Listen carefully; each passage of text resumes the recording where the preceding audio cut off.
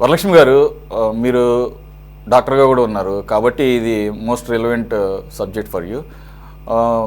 ఈ కొంతమంది డాక్టర్స్ ఈ సీనియారిటీ మీద వచ్చేటటువంటి ప్రమోషన్స్ కూడా వద్దనుకొని వాలంటీర్లీ వాళ్ళు ఇప్పుడున్నటువంటి కరెంట్ పొజిషన్కి స్టిక్ ఆన్ అవుదామని, ఎందుకంటే అదనపు బాధ్యతలు ఉంటాయి, లేదంటే వేరే చోటకు ట్రాన్స్ఫర్ అవ్వాల్సి వస్తుంది, అలాగే రెస్పాన్సిబిలిటీస్ పెరుగుతాయి, ఆన్సరబిలిటీ పెరుగుతుంది.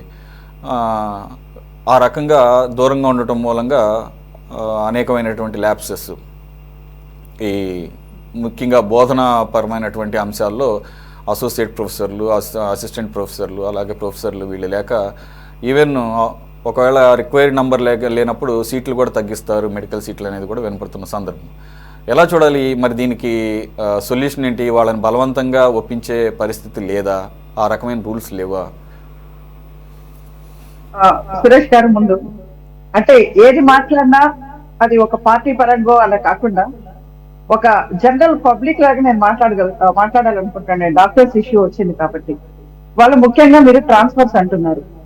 ట్రాన్స్ఫర్స్ అయ్యి ఒక హెచ్ఓడి పొజిషన్ లేకుంటే స్టార్టింగ్ నుంచి వచ్చేటట్టు సీనియర్ రెసిడెంట్, లేకపోతే assistant, associate, professor and HOD ఇలా డిఫరెంట్ గా ఉంటాయి.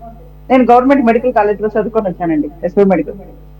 సో ఎంత మనం పెద్ద పొజిషన్ కి వెళ్ళేటప్పుడు అంత మనకి బాధ్యత వస్తుంది. కానీ దరిద్రం ఏంటంటేనండి, ఏదైతే హాస్పిటల్స్ లో మెయిన్ హెడ్ లాంటి డాక్టర్, అదే డాక్టర్ కి లీస్ట్ ప్రయారిటీ ఉందండి వాళ్ళ బోధన ఆసుపత్రిలో కానీ ఏ హాస్పిటల్స్ లో కానీ. ఇది మీరు నమ్మాలి.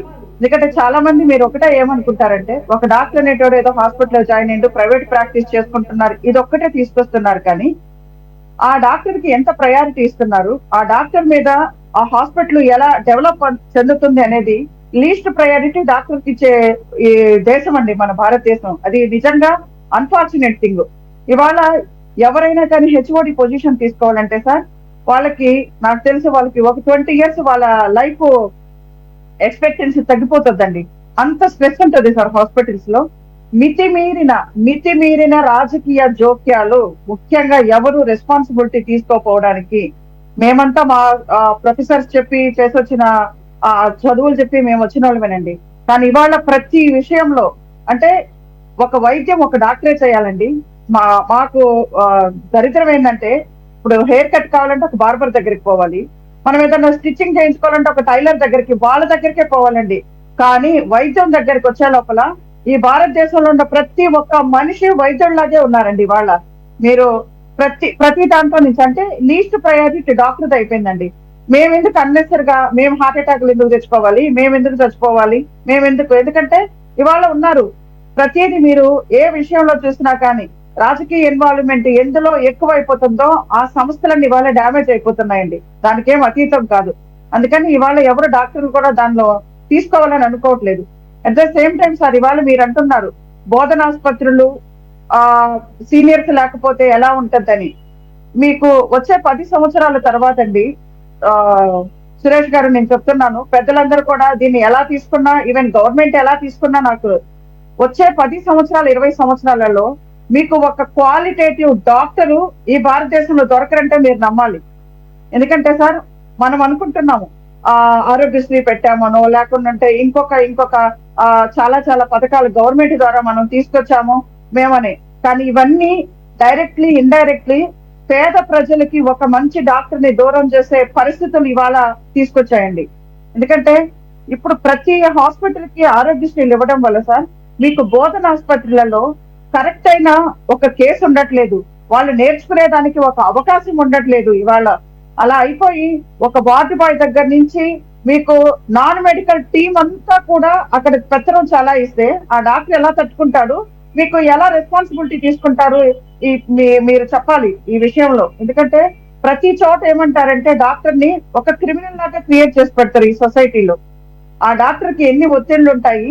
ఈ మొత్తం ఈ నాన్ మెడికల్ టీం ఒక హాస్పిటల్ గురించి ఒక డాక్టర్ తెలిసినంతగా వేరే నాన్ మెడికల్ టీం కి తెలియదు కదండి.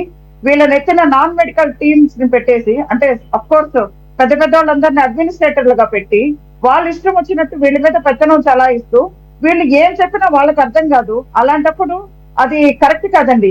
మిగతా ఇప్పుడు ఇందాక మనం అంటున్నామండి, వక్ఫ్ బోర్డుకి ఒక హెడ్ ని ఎవరిని పెడుతున్నారు? ఒక ముస్లిమ్స్ నో, ఒక లేకపోతే ఇంకొక కన్సర్న్ పర్సన్ పెడుతున్నారండి. కానీ ఇక్కడ ఒక డాక్టర్ కి హెడ్ కి ఎవరిని పెడుతున్నారంటే ఒక మెడికల్ టీం కాకుండా ఆఖరాకి లాస్ట్ కి అందరిని ఏమంటారంటే మినిస్టర్ల దగ్గర నుంచి ప్రతి ఒక్కళ్ళు నాన్ మెడికల్ టీం వచ్చి వీళ్ళని వీళ్ళని ఎత్తున కూర్చొని వీళ్ళని ప్రెషర్ పెడుతుంటే దీనికి మనం పారాసెటమాల్ ఇవ్వాలంటే కాదు, మేము చెప్పిన ఇంజక్షన్ నువ్వు ఇవ్వాలి, మా పార్టీ చెప్పిన ఇంజక్షన్ ఇవ్వాలంటే ఆ ప్రెషర్ తట్టుకోలేరండి.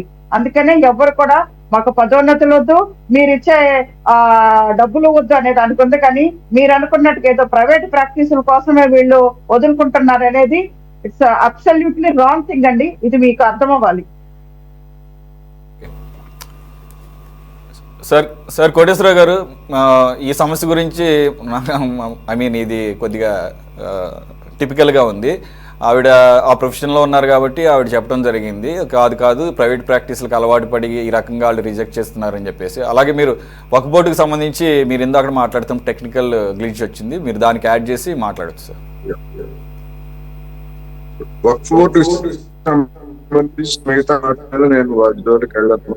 వక్ఫుల్లో అనేటువంటి ఒక డివిజన్ తీసుకురావడానికి ఒక భాగంగా తెచ్చిన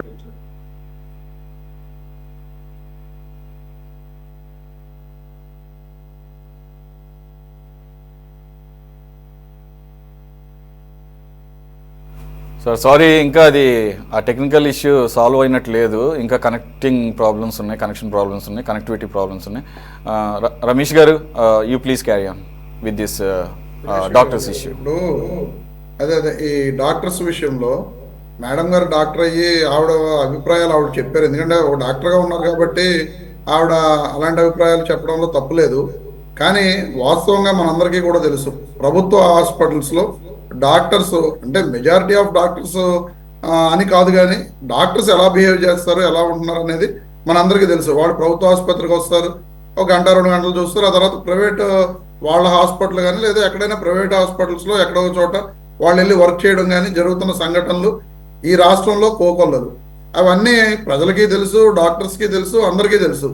కానీ ఈ రోజున ఈ ప్రభుత్వ పోస్టుల్లో, ఈ బోధనా పోస్టుల్లో కానీ ప్రొఫెసర్లుగా కానీ, అసిస్టెంట్ ప్రొఫెసర్లుగా కానీ, లేదా హెచ్ఓడీలుగా కానీ, ఈ డీసీహెచ్ఎస్లుగా కానీ ఎవరో కూడా రాకపోవడం అనేది చాలా బాధాకరమైన విషయం. ఎందుకంటే ఈ రాష్ట్ర ప్రభుత్వం ద్వారా, రాష్ట్రంలో ఉన్న మెడికల్ కాలేజెస్ ద్వారా వాళ్ళందరూ కూడా వైద్య విద్యను అభ్యసిస్తూ రాష్ట్రానికి సేవ చేయడానికి ముందుకు రాకుండా వాళ్ళ యొక్క పర్సనల్ ఇది కోసం లేదా వాళ్ళు డబ్బు సంపాదించుకోవడం కోసం ఈ రకంగా డాక్టర్లు ప్రవర్తించడం అనేది చాలా దారుణమైన విషయం. ఎందుకంటే అందరం కూడా ఆలోచించవలసిన విషయం, ప్రభుత్వ వైద్యశాలల్లో పేదవాడికి న్యాయం జరుగుతుంది.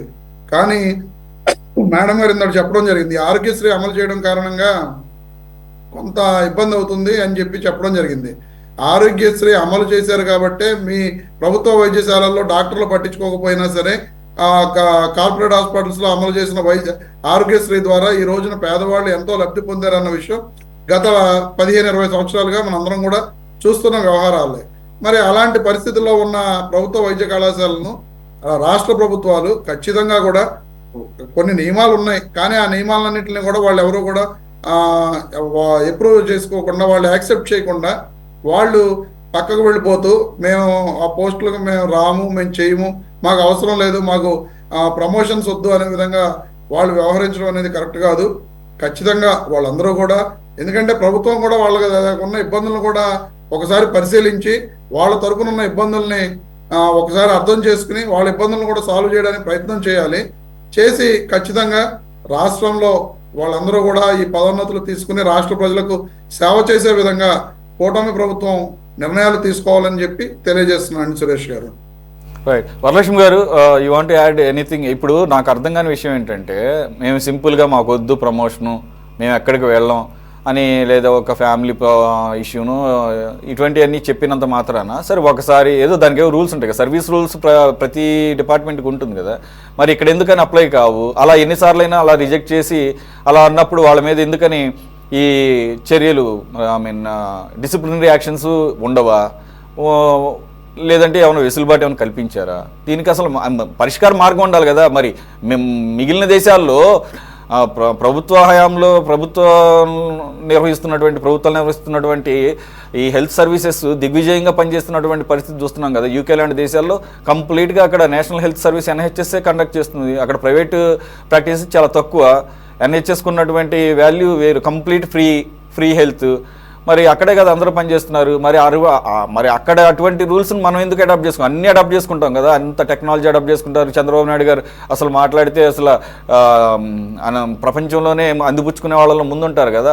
ఈయన అంటే చంద్రబాబు నాయుడు గారనే కాదు, ఎవరైనా కానీ గవర్నమెంట్లో ఉన్నప్పుడు, అలాగే సెంట్రల్ గవర్నమెంట్ పరిధిలో కూడా మరి వారికేమో లక్షల్లో శాలరీస్ ఇచ్చి మరి సర్వీస్ చేయాలనుకున్నప్పుడు మరి ఐఏఎస్లు IPSలు వేరే చోటకి ఎక్కడికి కావాలంటే అక్కడ దేశం అంతా మరి వెళ్ళాల్సి వచ్చిన పరిస్థితి ఉన్నప్పుడు వెళ్తున్నారు కదా. మరి డాక్టర్స్కి ఏంటి, ఎందుకని ఎక్సెప్షను?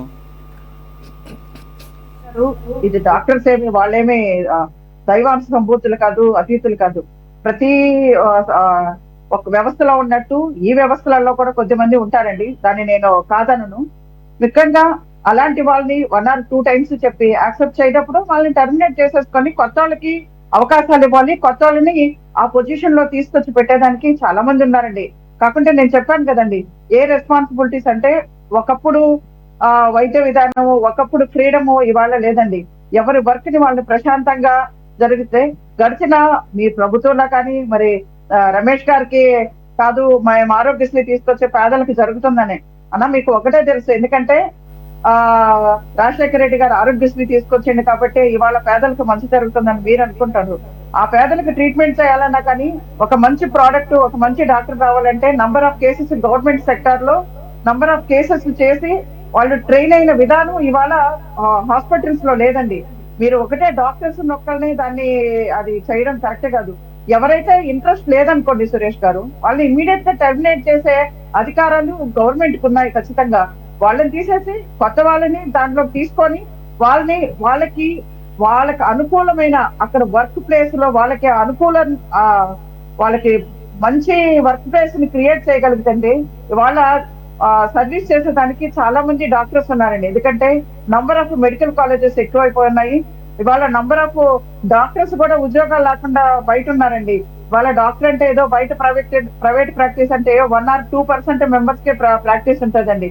వాళ్ళ 100 హాస్పిటల్స్ ఉంటే 98 హాస్పిటల్స్ మూతపడేదానికి రెడీగా ఉన్న పరిస్థితులు ఉన్నాయండి బయట. అందుకని అందరినీ ఆ కోవకు కట్టేయకూడదు. కాకుంటే ఈ సీనియారిటీ వచ్చే కొద్ది, ఎందుకంటే ఈ పొలిటికల్ ఇన్వాల్వ్మెంట్ లేకుంటే లోకల్లో ఉన్న వాళ్ళ ఇన్వాల్వ్మెంట్స్ ఇవన్నిటిని మనం తట్టుకోలేక వాళ్ళు దాని రెస్పాన్సిబిలిటీస్ తీసుకోలేదు. కానీ టీచింగ్ అనేది ప్రతి ఒక్కరికి ఫస్ట్ ప్రయారిటీ ఉంటుందండి, ఏ డాక్టర్కైనా కానీ. అక్కడ ఎన్విరాన్మెంట్ అంటే నేను ఇప్పుడు దాకా వచ్చింది కాబట్టి చెప్తున్నాను సార్. యాక్చువల్ గా ప్రతి హాస్పిటల్స్ లో ఇవాళ బయోమెట్రీ పెట్టారు, లేకపోతే ఫేషియల్ రికగ్నిషన్ పెట్టారు, ఇవన్నీ ఉంటారు. కానీ ఒక నాన్ మెడికల్ IAS ఆఫీసర్స్ ని వాళ్ళని డాక్టర్స్ మీద వేసేసి కొన్ని చోట్ల ఎలా ఇబ్బందికరంగా గడిచిన 5 సంవత్సరాలలో ఎంత ఇబ్బంది పడ్డారో ఒక్కొక్క డాక్టర్స్ ఇవాళ అందరికీ తెలుసు. అలాంటి వాతావరణం నుంచి వాళ్ళని ఫ్రీ చేసి ఓన్లీ హాస్పిటల్స్ వరకే చూసుకునేటట్టు, హాస్పిటల్ పేషెంట్ బాధ్యత వరకే డాక్టర్స్ పెట్టారనుకోండి, వాళ్ళు ప్రశాంతంగా వర్క్ చేయగలరు.